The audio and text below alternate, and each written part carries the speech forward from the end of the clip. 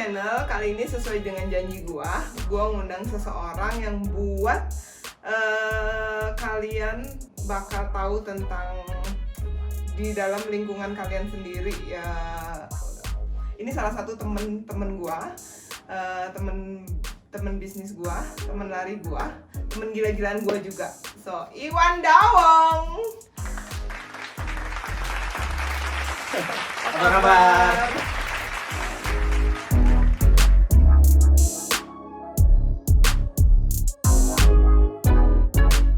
Wan, Lagi apa nih? lagi mau ngobrol dong. Wan, Okay. lu kan suka kopi hitam, gue udah suguhin kopi hitam. Kopi hitam mana nih? Nggak nyebutin merek ya. Jangan merek ya, jangan merek ya. Kalau udah disponsorin baru kita sebutin. So, Wan, kita mau Oke. ngobrol santai, banyak banget yang pengen tahu tentang lu kan termasuk masih muda dong. Ya kan? Lumayan lah ya. Masih muda, Oke. masih single Oh, ya. Single. Gua nggak tahu nih singlenya. Tapi yang pasti belum nikah ya, itu yang pasti. Belum. Kalau pacarnya berapa gua nggak tahu gitu. So, Wan, perkenalin dong. Kalau gue kan udah tahu nih sedikitnya tentang kamu, tapi aku mau tahu lebih banyak lagi tentang kamu. Sedikit aja perkenalan ke teman-teman. Apa sih yang kamu lakuin saat ini gitu? Bidang usaha apa? Oke, nama gua tuh Iwan. Panggilannya boleh Iwan, ada yang panggil Dawong, ada yang panggil Unyil, ada yang kalau misalnya salah boleh disensor ya. Kalau misalnya Iwan Korong, Iwan Lepet, itu macem-macem karena punya sejarah masing-masing gitu. Nah, kalau gue sehari-hari paling sekarang yang gue gelutin itu di bidang konveksi sama merchandise, dan mungkin satu lagi yang baru sekitar 4-5 bulanan lah, 4 bulan 5 bulanan itu di ekspedisi pengiriman barang. Keluar atau di dalam? Masih di dalam Indonesia, tapi baru buka itu sampai ke Malaysia, Singapura karena posisinya sekarang ya ada corona itu, jadi di lock dulu gitu, nggak bisa gitu. Nah, boleh buka nggak brandnya ekspedisinya apa? Nah, kita tuh bekerja sama Lion Parcel, jadi kita anak buahnya Lion Parcel gitu. Nah, sekarang tuh ya lagi ada promonya juga segala macam, masih bagus lah gitu, kayak gitu. Keuntungannya apa sih? Kalau Lion. misalnya gua mau ngirim sesuatu nih ke Singapura, ke Malaysia atau ke dalam pulau, nah itu keuntungannya apa? Keuntungannya Lewat lu gitu, lewat gua Lion. nih, kalau lewat gua sendiri atau Lion sendiri ya, itu dia punya pesawat, dia punya sendiri si Lion itu. Jadi otomatis secara harga dia bisa lebih kompetitif. Nah, sekarang aja dengan estimasi waktu yang sama, misalnya contoh dari Bandung ke Padang, dengan estimasi waktu sama, itu si Lion Parcel jauh di bawah harganya. Gitu, itu kelebihannya. Pokoknya kalau misalnya pengiriman yang menggunakan pesawat, si Lion Parcel ini jauh bisa lebih murah gitu, dengan estimasi waktu yang sama dengan kompetitor. Gitu. Itu aja sih. Kalau konveksi sendiri, Senja lagi buat kaos sama si Iwan. Oke. Kemarin kita udah lihat sampelnya bagus, sablonnya juga bagus.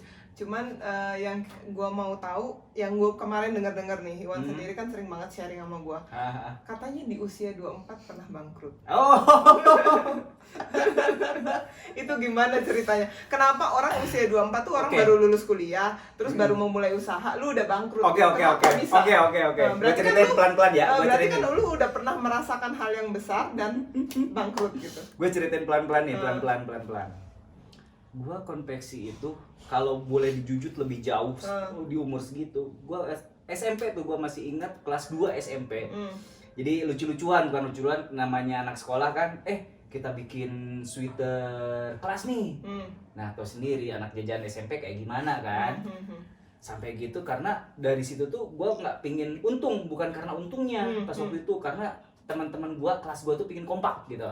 Nah, dari situ gue kolekan, gimana ya, dulu pak harga dulu tuh berapa harga sweater dulu tuh yang jelas itu tuh bisa dicicil sampai kalau nggak salah 2 bulanan. Gue ngolek ke temen tiap hari, gope sampai harga sweater itu cukup gitu. Abis itu gue ketemu,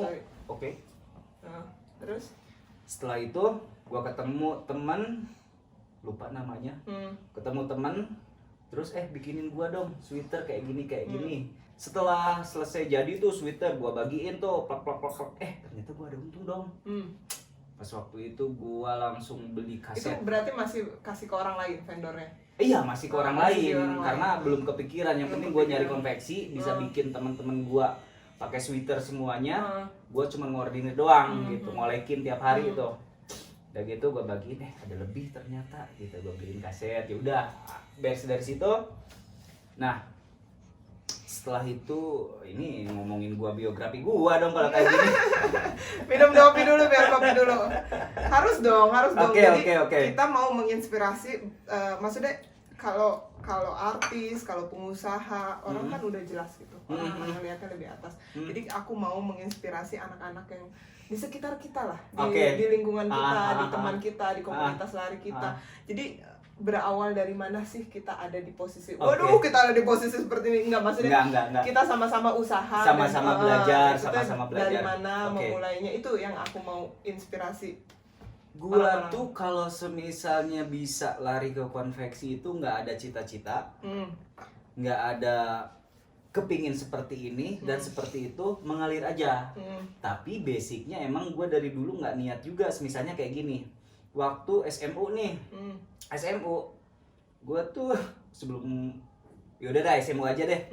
SMU tuh udah mungkin bakatnya apa ya, bukan dagang, mending dagang gue beli dulu kan. Ini bukan ngolekin orang. Misalnya itu kan pas waktu sekolah tuh fotokopi A, B, C, dan D gitu kan. Gue kolekin, sini duitnya gue fotokopiin. Misalnya fotokopinya cuman taruhlah 5.000 perak gitu. Lebihin dong gope buat gue beli bensin gitu ke sana. Ada lebih. Nah kayak gitu aja gitu. Nah, jadi udah mulai jadi makelar dari kecil. Udah selesai. Ditanya tuh, udah sekolah selesai, ditanya, mau kuliah. Berarti konveksi sekarang udah punya sendiri dong? Sendiri. Udah diproduksi sendiri. Alhamdulillah. Berapa sekarang pegawai? Ada sekitar 20-an lah. Puji Tuhan. Nah, udah gitu setelah SMU, teman-teman lanjut kuliah tuh, gua ditanya kan, gimana mau kuliah lagi nggak males, gue bilang pusing sekolah aja, mau DO, gue bilang dari TK udah mau DO, ya gitulah pokoknya. Preman lah ya. Habis dari situ gue nganggur tuh sekitar 4 bulan 5 bulan. Gue berontak pengen ngekos sendiri, nggak kuat. Dari situ gue nongkrong di kosan teman. Jadi satu kosan tuh ada berapa, sekitar 7 orang. Ingat nggak project pertama tuh apa? Nah bentar, gue cerita pelan-pelan ya. Nah, gue nganggur, orang-orang lagi pada berangkat, gue diem, gak ada duit. Orang lain makan, gue ikut makan dong, gitu kan. Orang lain ngerokok, gue ikut ngerokok gitu. Habis gitu gue iseng aja dulu tuh 2004-2005 lagi musim-musimnya celana bootcut. Lu tau nggak? Pernah ngalamin nggak pakai celana bootcut yang kayak yang ini? terus banyak kantong. Iya. Nah itu tuh lagi ramenya bikin sendiri. Beli bahan, jahit sendiri, jeans pas waktu itu, gua bikin lah gitu kan.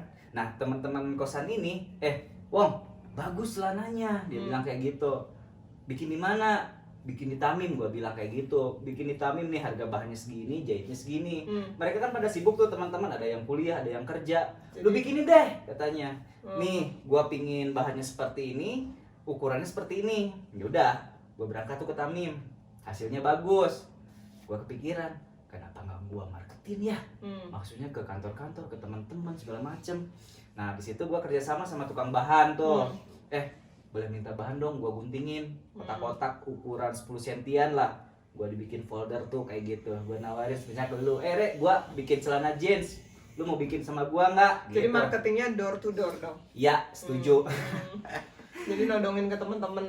Teman-teman kayak gitu bikin. Pertamanya gua nggak bisa ngukur badan, bisa diajarin sama tukang jahitnya. Pas waktu itu masih maklun kayak gitu. Nah, kayak jadi gitu. semua otodidak. Lu nggak pernah sekolah desain, lu nggak pernah sekolah jahit, lu nggak pernah sekolah apapun.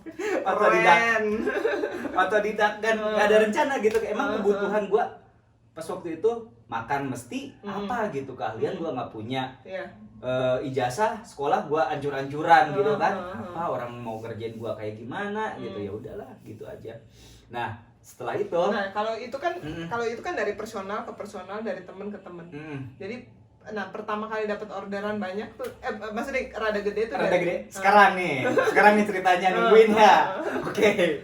Habis gitu udah mulai banyak ya, maksud banyak dulu tuh 3 orang lah sehari tuh 3 orang 2 orang kali untungnya 15.000 gitu kan, lumayan cukup buat makan rokok lah pas waktu itu gitu kan. Nah ada satu teman dia tuh kerja di Telkomsel. Nah ya pokoknya adalah namanya itulah pokoknya. Wong, lu bisa bikin kaos nggak? Dasar otaknya otak duit mungkin ya. Bisa, gua bilang. Tapi pas waktu itu gua belum kepikiran gua produksinya di mana, bahannya apa, gua nggak tahu. Pokoknya waktu itu bisa aja gitu. Oh ya udah, kita mau bikin katanya 100 piece pas waktu itu. Dari situ gua nanya-nanya sama orang yang biasa produksi jin, lu hubungin aja si A gitu kan. Si A pas waktu itu gua datang ke sana, kalau bikin kaos kayak gimana? Ini harganya, ini jenis bahannya, gua apalin benar. Setelah itu gua ketemu lagi teman tuh Telkomsel yang di Asia Afrika.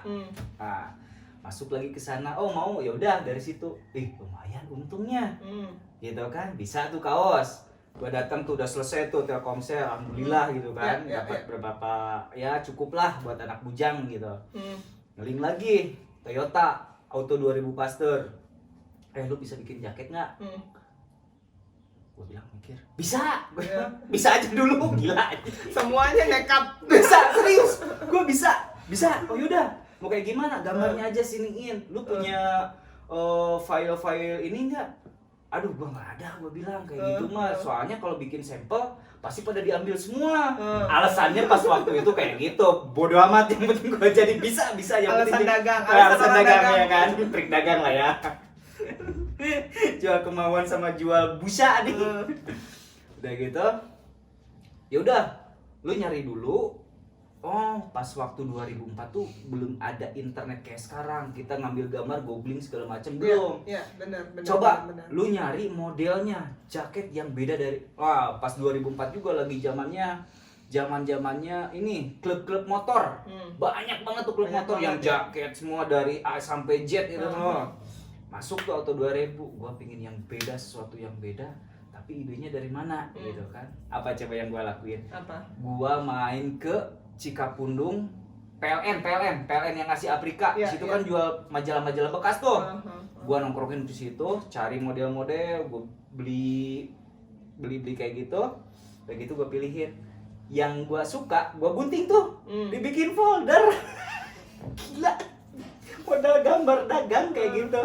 Karena kan ini barang luar semua. Jadi itu dari majalah bekas gitu. Belum ada Google kayak sekarang kan, nyari ini tinggal ngetik aja, belum ada kayak gitu, masih majalah semuanya, masih manual lah kasarnya kayak gitu. Dah, gue sodorin tuh 5 kalau nggak salah 5 model, dan ternyata model yang dipilih sama karakternya, pingin kayak yang gua. Dipilihlah model yang A itu.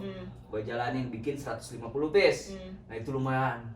Untungnya lumayan lah buat beli 1 motor, gue dapat dari situ gitu. Berarti kan semua proses, maksudnya proses lu nggak gampang ya semuanya. Nah terus udah gitu ada nggak kegagalan?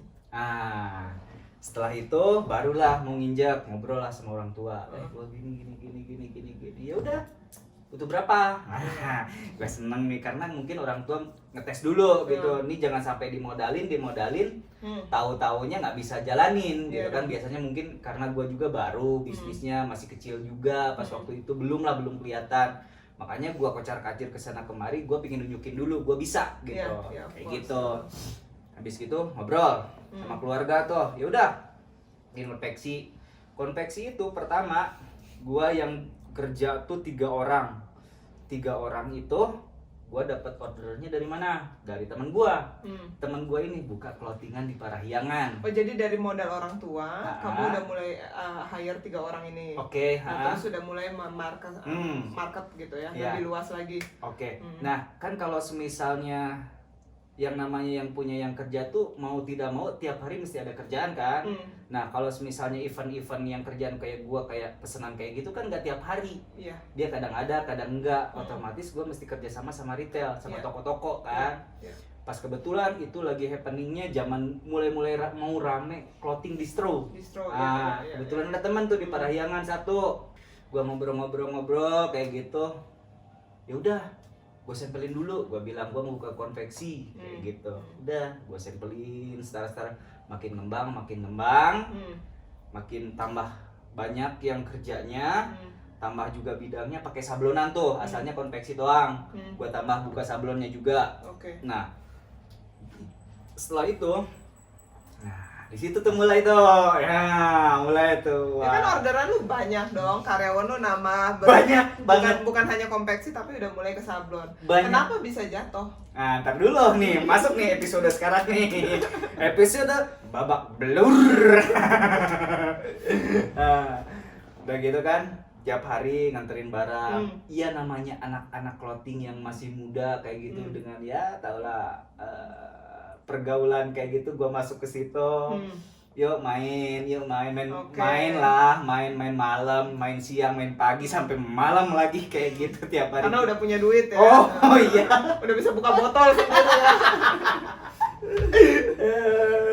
Sampai gua jadi jajanin yang teman-teman gua yang masih kuliah, yang masih kere-kere. Baru dah, ayo berangkat. Party. Udah gitu deh. Ya, alhamdulillah mungkinnya pas waktu itu perasaan duitnya gede, tapi dihitung-hitung kemana duit, tapi nggak ngitung gitu pengeluaran per malam tuh berapa. Jadi habis modal. Nah, habisnya itu bukan karena karena gua mungkin ini, bukan karena pengeluarannya yang begitu gede, cuman kerjaan nggak konsen. Karena gini, yang gua rasain kegagalan gua pas waktu itu tentu dari situ juga, dari pengeluaran yang nggak kekontrol. Nah, terutama kerjaan yang dijanjiin sama klien gua. Kan gini, pagi mestinya gua kerja kan, kerjaan. Karena sampai pagi gua baru tidur, baru bangun jam 12, otomatis kerjaan acak-acakan tuh. Berantakan banget karena pas waktu itu gua belum bikin sistem. Jadi semua yang gua yang ngatur, dari belanja semua, kasarnya gua sakit. Itu yang kerja semua diem. Jadi nungguin semua komando lu. Iya, setuju. Nah, otomatis kerjaan molor, guanya nggak konsen segala macam. Akhirnya komplain lah, komplain. Dari misalnya pelanggan 10 kurang karena kerjaan gua nggak kompeten lah, kasarnya kayak gitu, nggak bagus, janji molor terus. Pada waktu itu pegawai berapa? Itu sekitar 15 habis. Karena gua udah gua stop. Itu usia 24 tahun ya? Sekitar 24 segitu. Dan menurut gua rasa itu termasuk apa ya, puncaknya yang gua rintis di situ. Oh ini ternyata pelajarannya apa? Pelajarannya intinya lu mesti serius kalau menekuni suatu bisnis. Nggak bisa main-main, karena yang namanya bisnis itu lu bukan buat diri lu sendiri, lu ada ke atas ada ke bawah. Maksud gua ke atas itu ke klien lu, ke bawah lu punya tanggung jawab ke yang kerja. Posisi gue di tengah-tengah. Tanggung jawab lu bukan hanya untuk diri lu atau keuntungan diri lu sendiri, tapi dalam sebuah bisnis adalah lu bertanggung jawab dengan banyak orang. Setuju. Ya kan? Iya. Baik itu dari kalangan atas maupun yang gitu. Memang hidup di lu gitu. Iya, posisinya tengah-tengah gua tuh. Keren. That's Iwan Dawong. Keren gak story-nya? Terus gua mulu dari tanya-tanya kayak diinterogasi. Gimana lu sekarang sibuk apa? Sibuk apa ya, Wan? Ya, IT seperti yang lu tahu. IT. Yakin lu IT? Yakin? IT paling Facebookan doang ya? Facebookan cari referensi. IT apa nih? Gue sendiri bergerak di bidang aplikasi web, aplikasi web. Terus udah gitu kita bikin video buat YouTuber templating. Kenapa gue bikin YouTube? Karena salah satunya memang kita bikin YouTube templating juga. Customer kita udah lumayan around the world. YouTuber ternama juga udah pakai templating kita di luar. Tar gue potong dulu. Template itu apa tuh? Gue juga nggak ngerti, mungkin teman-teman yang di sana juga apa tuh template itu apa? Kasih gambarannya gitu. Gambarannya Jadi kayak misalnya youtuber itu biasanya mereka kayak misalnya ada efek-efek di belakangnya atau misalnya slow mo atau kata-katanya itu mereka nggak dengan desain sendiri. Oke. Nah mereka butuh template untuk bikin backgroundnya, untuk kata-katanya atau misalnya subscribe terus ada muncul kata-kata subscribe-nya yang lucu-lucu, atau misalnya tiba-tiba lagi post terus udah gitu terus ada gambar yang lainnya gitu kan. Nah itu namanya template. Nah itu dia tidak akan bisa ngedesain sendiri. Bukan tidak akan bisa ya, rata-rata youtuber ya youtuber gitu. Mereka dengan profesi masing-masing tapi tidak desainer gitu. Tidak ngedesain dan 3D animasi dan cutting. Nah itu mereka butuh beli itu gitu. Paham. Nah itu salah satu produk kita. Nah terus udah gitu Senja sendiri kita tetap ngerjain project-project dari luar. Terus udah gitu sekarang kita outsourcing company kayak tenaga ahli di Indonesia. Kalau misalnya Re, gua mau dong kerjaan gua tuh kedepannya pingin buy aplikasi misalnya Irok advertising, jadi ada aplikasinya gitu. Kalau orang mau order mau apa tinggal download aplikasinya, gue bisa pesan ke lu gitu berarti? Bisa. Nah ini juga topik keren. Menarik juga. Kemarin kita udah bahas ya Wan beberapa kali kayak misalnya dia bilang Re kerjaan gue selama ini manual dan gini. Akhirnya gue bilang Wan kita discuss juga sebelumnya waktu abis lari kita discuss. Wan, lu bikin begini deh gitu. Nanti gue masuk di sebagai misalnya websitenya atau misalnya nanti ke depannya gue lebih ke saranin lu jadi konsultan advertisingnya gitu. Tapi so far yang gue lakuin sama Iwan adalah lu siapin ininya, lu siapin datanya, karena segala macam orang sekarang mau efisiensi, orang mau online, orang mau lari ke teknologi, tapi rata-rata orang nggak ngerti gitu. Terus yang aku bilang sama Iwan, Wan lu nggak usah mengerti gitu, karena tidak semua bidang lu jahit, lu nggak mesti harus jadi sekolah jahit, bener nggak? Iya betul. Buktinya kayak Iwan aja, dia nggak perlu sekolah jahit, sekarang jadi bos konveksi gitu. Amin. Jadi saya pikir sama Iwan, aku bilang siapin dulu segala sesuatunya, bikin semuanya rapi dalam satu pembukuan, dalam satu desain, satu planning. Bahkan kalau perlu misalnya lu perencanaan, planning lu tulis aja. Gua kayaknya kalau orang tombol ini akan munculnya sistemnya begini. Jadi yang manual itu bahkan aku bilang yang mimpinya Iwan ini yang pengen jadi otomatik itu aku bilang tulis aja jadi skenario. Nanti kita akan gabungkan dalam satu bentuk website yang lebih simpel. Misalnya orang mau pesen jaket sama lu, terus sudah ada sampelnya, sudah ada ukuran badannya begini, ini semua dalam dokumentasikan. Itu bisa seperti itu di website. Aku bilang berawal dari website dulu. Gue bilang kalau lu udah punya website, lu akan otomatis nggak akan bawa buku setebal ini hanya untuk ke klien lu. Nah, gitu. Permasalahannya gini Re. Oke, semua orang kan berpikirannya, mesti buka web, tukang nasi kuning, tukang apalah gitu. Sekarang tuh semua mau order, mau apa pakai handphone. Mereka taunya seperti itu kan. Nah, terus image-nya termasuk gua nih, wah kalau bikin web kayak gitu tuh kan mahal. Terus kita nggak ngerti juga bikinnya kayak gimana. Bisa bantuin nggak? Kalau misalnya ketemu gitu kan temen-temen gua tuh, maksudnya mereka tuh biasanya tuh kalau dagang tuh dagang konvensional. Produksi tuh mereka tuh cuman dari sekarang misalnya sistem marketnya door to door, mulut ke mulut kayak gitu. Sementara kan kalau misalnya kalau kita ambil perbandingan nih, kita market sehari ketemu 2 orang, tapi kalau pakai web itu bisa lebih dari 2 orang kayaknya gitu. Nah, maksud gua, pertanyaan gua di sini, lu bisa nggak menjembatani mereka, terutama nih gua di bidang UMKM, teman-teman gua UMKM semua misalnya, lu bisa bantu mereka, lu dagangan lu, lu produk lu pingin lebih luas, pingin lebih ngembang, lu bisa memfasilitasi itu enggak? Di sini di si Senja ini. Senja berarti memfasilitasi itu membuat, ya kan? Memfasilitasi itu membuat. Berarti kalau membuat, kalau sudah ada strukturnya, sudah ada pemikirannya, bayangannya, gitu kan, terus udah gitu picture-nya mau seperti apa gitu kan. Nah itu kita bisa buat.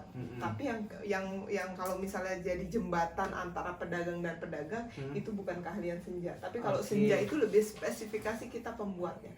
Kalau misalnya di dalam bidang lu yang lu konveksi itu, kayak misalnya lu kan penjualnya nih, lu ketemu A, ketemu B, ketemu Toyota, ketemu Telkom, ketemu Rere, ketemu siapapun gitu. Nah, tapi kan lu punya gambaran nih gimana cara untuk ke tukang jahitnya, ngerti? Ngerti. Nah gue tuh tukang jahitnya. Oke, Ya, paham. gue tuh tukang jahitnya. Jadi ketika orang-orang itu punya gambaran untuk kemana, arahnya kemana, warnanya kemana, tujuannya kemana, kenapa dibentuk warna begini, kenapa sablonnya akan begini, karena harganya sekian, oh sablonnya udah yang begini aja. Nah, itu tuh akan datang ke saya tuh orang prakteknya. Oke, paham. Nah, ketika saya lari ke marketnya, itu saya beda lagi. Segmen marketnya udah akan beda lagi. Karena kita menerimanya project itu biasanya orang-orang klien kita misalnya dari luar, kita sudah punya gambaran seperti ini, bahannya seperti ini, benangnya begini, terus udah gitu bakal jadinya kurang lebih bakal begini, terus sablonannya sekian, duit kita sekian. Nah, oke, saya akan jahitkan gitu. Tapi kalau misalnya saya keluar sebagai zona untuk marketingin, itu akan lebih luas lagi, berarti saya akan membentuk satu tim untuk memarketingin gitu. So far Senja itu bergeraknya adalah kita adalah tukang jahitnya, pembikinnya gitu. Gitu. Kalau Senja sendiri sekarang kantor di mana? Di Bandung apa Jakarta? Pusatnya di mana? Di Bandung, masih di Bandung. Karena saya di Bandung, jadi pusatnya di Bandung. Emang ada berapa cabang? Kalau rumah makan tuh ada cabang. Nggak tahu nih, gua nggak ngerti soal kayak gini. Kok bisa cabang? Padahal kan semua depan laptop, bisa di mana aja gitu kan? Ya, kayak gitu. Good question. Orang bilang semua orang bisa kerja dari laptop, apalagi di kondisi. Iya kan, apalagi lu di bidang ini gitu. Dan terus kondisi kayak gini juga orang-orang kenapa gua nggak kerja aja dari rumah? Gitu. Nah, setuju. Terus gue bilang ya, tapi nggak semua karyawan gue koneksinya bagus. Nggak semua karyawan gue punya fasilitas yang bagus di rumah. Oke, maybe kita fasilitasin, tapi mereka juga kan ada yang kos, ada yang tinggal sama orang tuanya, ada apa. Jadi saya yakin gitu kan, mereka tidak punya koneksi yang bagus, sebagian, nggak semuanya. Jadi ya, di situasi begini kita tetap kerja dari kantor dan kita punya 3 cabang, Jogja, Jakarta, Bandung. Wih, keren. Nah nyangka lo ya. Kirain anteng-anteng aja, tertawanya udah. Jadi kalau gua mah masih kucruk-kucruk, lu tinggal pegang handphone. Oh, udah masuk nih. Ting dari siapa gitu maksud gua. Sebenarnya kita nggak boleh sentuh ya.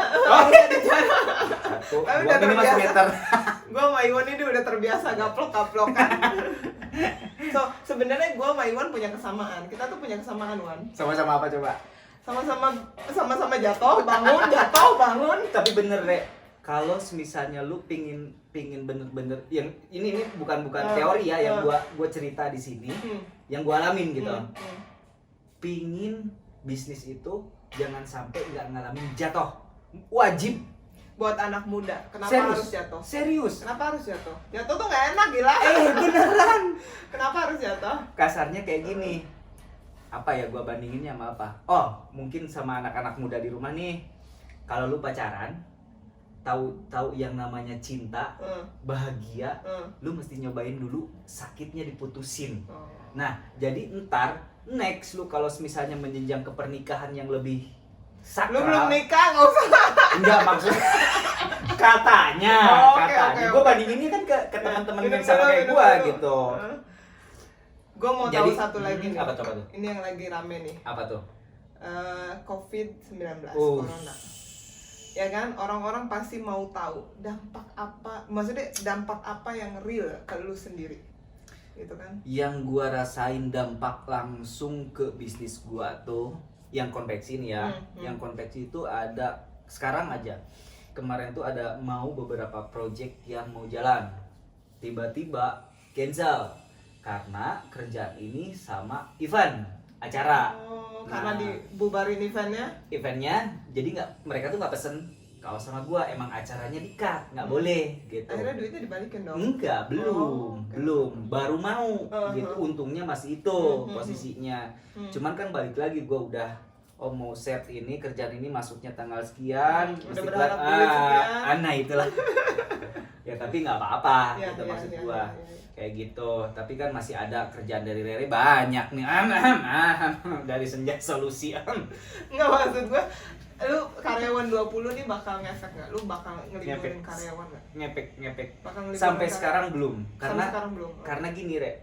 Sekarang kan selain ada yang promosian, gua ada backupan dari retail. Itu dari Tanah Abang. Sekarang kan posisinya mau menghadapi lebaran nih. Bulan sekarang mau lebaran. Jadi otomatis ini ke pending atau ke cancel, gue tetap masih ada yang ini. buat ke retail, kerjaan ke retail. Jadi sampai sekarang alhamdulillah gue masih bisa bertahan. Cuman mestinya gue ngangkat jadi standar aja ya. kayak Jadi gitu. dampaknya nggak begitu ke kamu, nggak begitu. Cuman bukan gue aja mumpung ya. Sekarang tuh kan mungkin orang balik lagi ke bisnis satu gua lagi yang lain parcel. Sekarang justru grafiknya naik. Mungkin karena orang nggak mestinya diantar sendiri.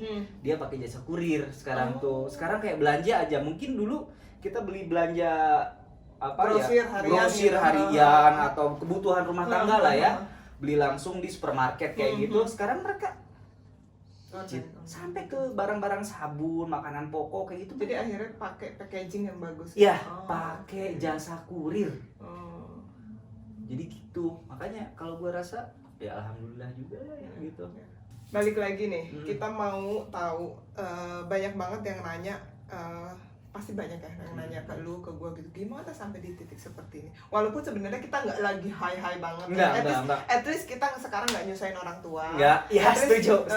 At least sekarang kita bisa, ya maksudnya walaupun beberapa kepala keluarga ya kita kasih kita nafkahi gitu kan. Nah itu di tahap seperti itu dulu gitu. Di tahap seperti itu tuh lu mau kasih tips nggak ke anak-anak yang lagi baru lulus kuliah, yang mau baru punya ide, yang mau merintis, yang mereka selalu bilang ya gue nggak punya duit untuk mau mulai usaha. Oke. Iya kan? Oke.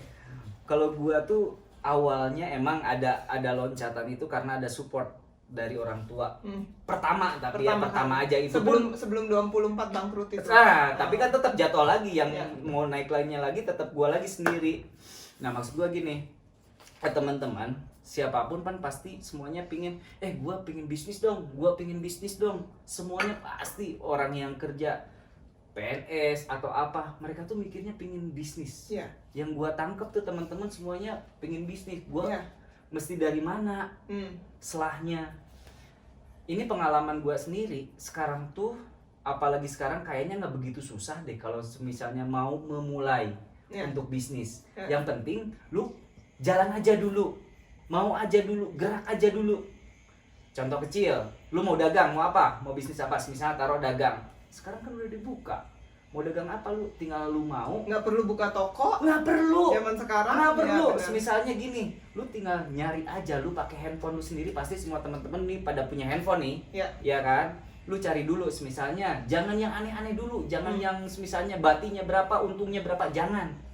Lu minimalnya, lu yang suka dulu, misalnya kita nih senang olahraga nih, senang lari nih, kan kadang kita tuh kepo gitu ya, harga sepatu ini berapa? Ini berapa, kaos ini berapa. Kan kalau yang namanya hobi itu nggak kerasa, semuanya pasti diulik. Pasti diulik. Taruh misalnya, aduh gue pengen sepatu ini tapi nggak punya duit. Nah caranya lu cari sampai detail itu maksudnya misalnya merek A nih, merek A, cari yang termahal sampai yang termurah. Kalau udah dapat yang termurah, lu coba nego sama itu, sama tuh orang, gue mau jualin barang lu deh. Kasarnya kayak gitulah contohnya. Nah dari situ kan lu ketemu teman-teman lari nih, gue punya barang ini, lu beberapa, misalnya 1.000 gitu kan, 1 juta misalnya. Nah di situ kan apa tips ini masih kepake buat teman-teman. Sedangkan kalau dulu mungkin masih kepake Wan, tapi kalau sekarang orang akan lebih cenderung cari internet dong. Oke, gua paham itu jawabannya sangat paham. Nah maksud gua gini, enggak dari 10 teman-teman kita, enggak semuanya itu pasti nyari tahu cara selah kita dapat supplier yang bagus dan murah. Gua yakin gak 10 orang itu, kalau teman kita 10 semuanya bakal tahu supplier yang satu. Minimalnya gini, meskipun toh tahu nih ya, karena gua teman, berawal dari teman kan, bisnis itu dari teman. Gua start dari teman dulu. Dawang, lu tahu kan karena misalnya sepatu nih satu, gue beli sepatu di mana ya, gini, oh yaudah deh lu yang urus, harganya berapa gitu. Lu terserah, lu mau temenan tuh modalnya 900, ya udah gue lebihin 50.000 buat ini. Nah di situ kan ada untung tuh 50.000 semisalnya. Yang gue tangkap adalah semua peluang bisnis bisa dari manapun, dari hobi, sangat dari nolong orang, ya kan? Oh iya, Gitu kan? setuju. Dari nolong orang, terus udah gitu yang gue tangkap lagi, tidak semua market ketutup, selalu ada celah di situ, dan kita harus cari celahnya, Oke, ya kan? setuju. Nah terus yang gue mau, yang anak muda sekarang itu kan rata-rata dia bilang, gue lihat nih Dawong nih kan, gue nggak nyangka pertama kali kenal dia tuh nggak nyangka banget pakai sarung, duduk sendirian, ya. Gue kenal dia di komunitas lari ya, kita sama-sama hobi lari. Udah gitu, kalau gue sih udah lama, udah senior ya di komunitas lari itu. Kalau dia kan anak baru, pakai Ledak sarung, banget. jelek, hitam, dekil, kecil. Terus udah gitu nggak ada yang nyapa dia pokoknya di pojokan sendiri. Tapi gue nggak tahu ngelihat karakter dia, pertama kali gue langsung tertarik, terus gue langsung sapa dia, terus gue bilang ya maksudnya low profile lah gitu kan. Nah bedanya sama anak muda sekarang sama zaman kita muda tuh gimana? Nggak beda, sama aja. Apa? Mungkin episode gue udah lewat untuk itu. Itu umur gue 20 sampai 25 mungkin lah ya, mungkin gitu. Sekarang lebih kasar. Tapi kan ada tipsnya, maksud gue ada tipsnya bahwa anak muda sekarang itu kan lebih mementingkan gaya, kadang-kadang nggak mementingkan, ngerti nggak maksud gue? Oh, gue lebih konsumtif. Ya. Nah, ini ada tips lagi nih. Lu hobi misalnya, mau siapapun hobi belanja nih, belanja itu jangan dihilangin. Beneran jangan dihilangin. Serius. Supaya beli barang lu ya? Enggak, serius. Itu hobi bagus. Belanja tuh itu hobi bagus. Serius. Nah, tapi gimana caranya hobi belanja itu jadi duit? Semisalnya, gua hobi belanja, semisalnya sepatu nih. Nah, beli 1, beli 2, beli 3, jual lagi gitu. Dijual lagi. Jadi lu tuh sebagai penjual ya sama kan, pedagang semuanya kayak gitu, pasti belanja kan. Tapi mereka jual lagi. Maksud gua cari celah yang semisalnya bisa dijual lagi, ada selisihnya. Maksud gua gitu. Jangan sampai lu jangan hobi belanja ya. Salah. Menurut gue itu salah. Pokoknya segala sesuatu hobi kita kalau bisa menghasilkan uang. Setuju. Ya, oke. Oh, satu lagi nih. Anak muda sekarang jenius, pinter-pinter, idenya kreatif. Cuman yang gua tekanin satu lagi, jangan kebanyakan ide. Kenapa? Bukannya lebih bagus? Gini, gua kasih contoh ya. Aduh, rencana gua mau bikin rumah kecil aja dulu. Atapnya kayak gini. Misalnya sekarang tanggal 1 misalnya. Besoknya belum dijadiin tuh rumah. Kayaknya kalau diginin terus aja ide menghasilkan ide lagi. Nah, maksud gua ketika lu dapet ide, hari itu juga eksekusi. Jangan macem-macem karena ide menghasilkan ide lagi. Kapan kita mau actionnya? Maksud gua kayak gitu. Nah, tapi kan anak-anak sekarang nih kan bukan anak-anak sekarang ya, di masa sekarang itu kan lagi sulit banget, terutama 2 minggu terakhir yang kita rasain. Bukan masalah di bisnis aja, tapi tekanan batin kita di rumah. Setuju. Terus udah gitu, ya lu tahu sendiri keluarga gue udah ngungsi gitu kan. Terus udah gitu, lu yang biasa kita cekak-kakakan bisa ngobrol ngopi gitu berjam-jam, sekarang terbatas gitu. Gua harus semua serba terbatas di kondisi seperti ini. Kita nggak tahu sampai kapan gitu. Nah, gimana anak-anak bisa memulai bisnis? Nah, ini kan di tengah-tengah kondisi yang gua rasa COVID-19 COVID-19 ini pasti nggak selamanya ya kan. Ya. Taruh kita paling cepatnya 2 minggu. 2 minggu lagi gitu. 2 minggu lagi. Meskipun itu belum pasti, kan. Ya. Maksud gua kayak gini. Nah, manfaatin waktu sekarang yang karantina masing-masing, manfaatin sekarang. List apa aja. Kalau wabah ini setelah selesai, setelah kondusif lagi semuanya, list dulu sekarang nih, apa aja setelah ini, setelah wabah ini beres.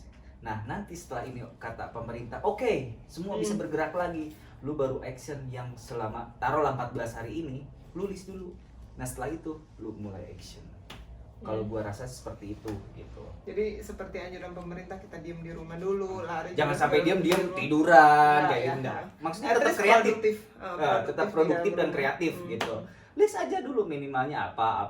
Siapin apa yang bisa kita siapin di rumah dulu lah. Maksud gua kayak gitu. By the way, 20 karyawan itu masih produktif? Masih. Gimana? Nah itu balik lagi. Kalau gue nih udah jelas kontroversial. Kalau gue jelas udah kontroversial, pegawai gue juga dia di belakang gue udah kasak kusuk nih, kenapa gue nggak diliburin? Masalahnya itu tuh kan berkaitan yang namanya produksi tuh. Nggak mungkin misalnya kalau bagian cutting, lu ambil dulu cuttingan ke rumah. Bisa, bagian ya, ini mesti satu tempat gitu, iya, maksud gua tuh nggak bisa. Nah ya itu yang pertamanya kadang gua mikir jahat nggak gua punya pikiran kayak gini. Gua sekarang punya musuh tuh dua. Apa tuh? Covid sama perut gua. Ya. Perut yang kerja, ya. Perut yang kerja ini punya anak, punya istri gitu kan.